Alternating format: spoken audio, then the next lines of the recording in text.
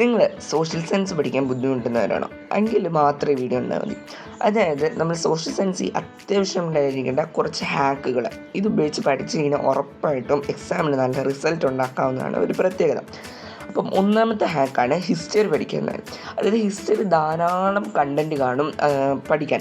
അതിനകത്ത് ഏറ്റവും വലിയ കുഴപ്പം ഇതെല്ലാം ബൈ ഹാർട്ട് ചെയ്യണമെങ്കിൽ പഠിച്ചിരിക്കേണ്ട വേണം. സോ നമ്മൾ ഇതിനൊരു കഥയായിട്ട് എടുക്കുകയാണെങ്കിൽ നമുക്ക് കൂടുതലായിട്ട് പഠിക്കാൻ പറ്റും.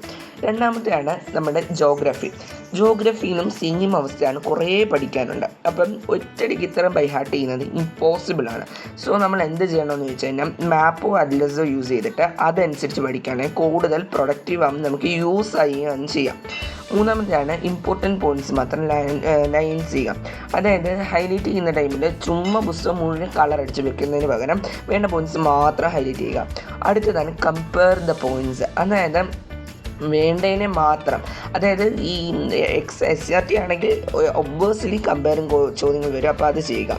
നെക്സ്റ്റ് വെൻ യു സ്റ്റഡി, അതായത് നമുക്ക് ആവശ്യമുള്ളത് മാത്രം എഴുതുക, അനാവശ്യമായിട്ടുള്ളത് കളയുക. കാരണം എക്സാം ടൈമിൽ നമ്മുടെ നോട്ട്സ് യൂസ് ചെയ്തിട്ടായിരിക്കും പഠിക്കുന്നത്. അപ്പം ഈ ഒത്തിരി എഴുതിയതാണെങ്കിൽ നമുക്ക് ഭയങ്കര മടുപ്പ് തോന്നും പഠിക്കാനും.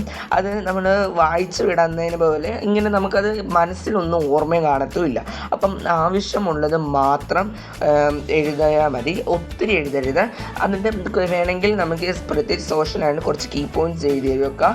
എന്നിട്ട് അതിൽ നിന്ന് നമുക്ക് വേർഡ്സ് ഉണ്ടാക്കി എഴുതാം.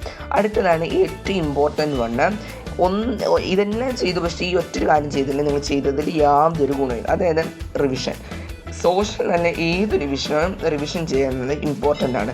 കാരണം നമ്മുടെ ബ്രെയിന് ഒരു കാര്യത്തെ പുതിയതായിട്ട് കിട്ടിക്കുന്നത് അതിന് വലിയ കാലാവധി ആണെന്നില്ല, അത് വേഗം മറക്കും. അപ്പം റിവിഷൻ ചെയ്യുന്നത് ഇമ്പോർട്ടൻ്റ് ആണ്. ഇത്ര കാര്യങ്ങളേ ഉള്ളൂ. വേറെ ഹാക്കുകൾ വേണമെങ്കിൽ കമൻറ്റ് ചെയ്യുക. അപ്പം ഓക്കെ, ബൈ.